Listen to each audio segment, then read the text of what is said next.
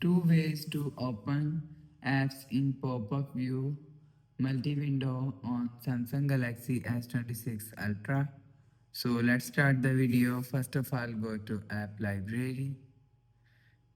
Now here, so click on gallery app and click on settings app. Go back and click on close icon and just click on gallery icon. So after click on gallery icon, you will see third option is open in pop-up view.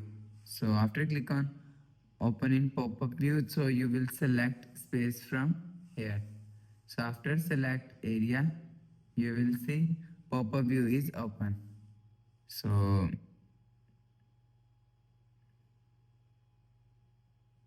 second way is go to app library.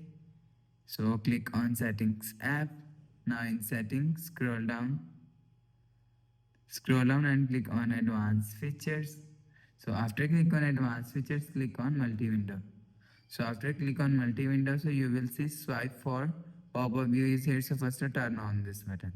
So after turn on this button, you will see your process is done. So after the process, go back to home screen, refresh phone. So that's how you can two ways to open apps in pop-up view multi-window on Samsung Galaxy S26 Ultra. So if you like the video, please subscribe. Thanks for watching.